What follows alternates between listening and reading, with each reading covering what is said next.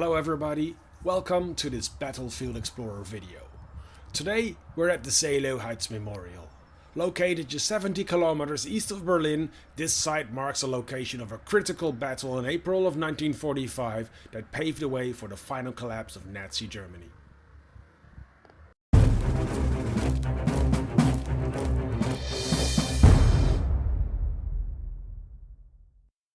By early 1945, the Soviet Red Army had advanced to the Oder River, bringing them within striking distance of Berlin. The Battle of the Seelow Heights, part of the larger Soviet offensive to capture Berlin, was led by Marshal Zhukov. Facing them were elements of the German Ninth Army under General Theodor Busse, who attempted to delay the inevitable Soviet advance. Despite their defensive preparations, the Germans were vastly outnumbered. Roughly 1 million Soviet troops attacked against 100,000 German defenders.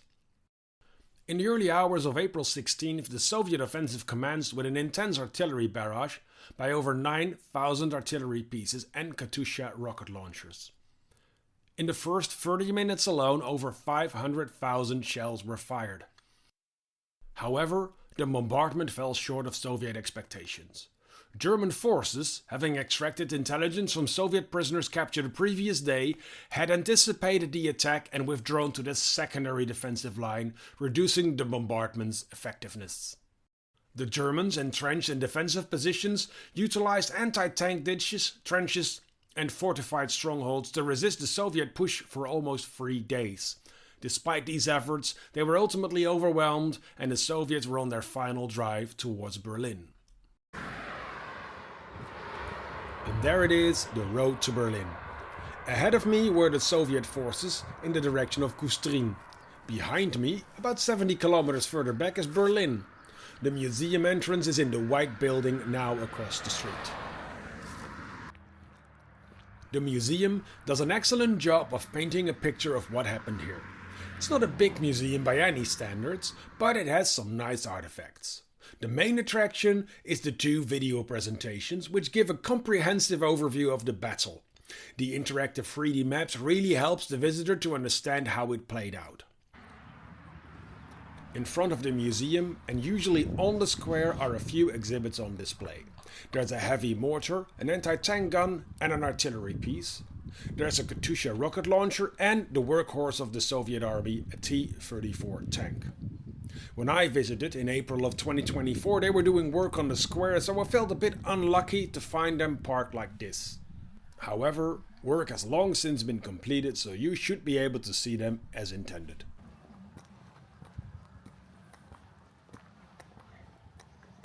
A war grave cemetery was added below the monument in the fall of 1945 as part of a Soviet memorial site. Originally, it held the graves of 66 Red Army soldiers who lost their lives in the spring of that year. When the East German state turned this into its official memorial site in 1972, the cemetery was expanded to the left, with red tombstones marking a new burial ground. This was meant to be the final resting place for Soviet soldiers relocated from another cemetery in Seelow.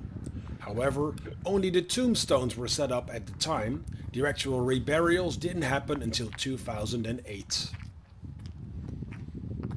After 1994, commemorative tablets were added between the 2 burial sites, and they list the names of Soviet soldiers still missing in action.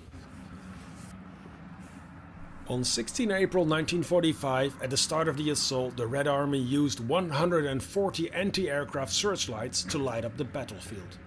The idea was to help with nighttime combat, but instead the lights reflected off the dust and mist, blinding and slowing down the Soviet troops. The APM-90 searchlight that you see here was installed at the memorial in 1977. Up until 1989, people were told that this exact model had been used in the 1945 battle. It was actually made after World War II and was originally used to light up military airfields.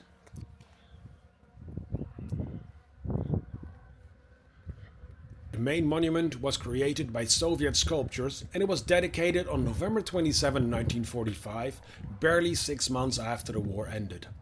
It is one of 3 victory monuments that were ordered by Marshal Zhukov, at the time the supreme commander of the Soviet occupational forces in Germany. This memorial stands as a tribute to the immense sacrifices made during the battle. The Red Army soldier depicted here symbolizes the determination of the Soviet forces. The inscription on the base reads, "Eternal flame for the heroes who fell fighting the fascist invaders for the freedom and independence of the Soviet Union." The bronze sculpture was cast in Berlin and shows a member of the Red Army holding a machine gun and resting his hands on the turret of a destroyed tank. From this vantage point, you can appreciate why the Seelow Heights were so crucial. This ridge provided the German defenders with a commanding view of the plains below, allowing them to direct artillery fire and counterattacks effectively. However, once the Soviets breached these defenses, the road to Berlin lay open. The battle lasted from April 16 to 19, and by the end the German defenders had crumbled. Within 2 weeks, Soviet forces were inside the capital. The human cost of this battle was staggering. Soviet casualties alone are estimated at over 30,000 killed and more than 100,000 wounded.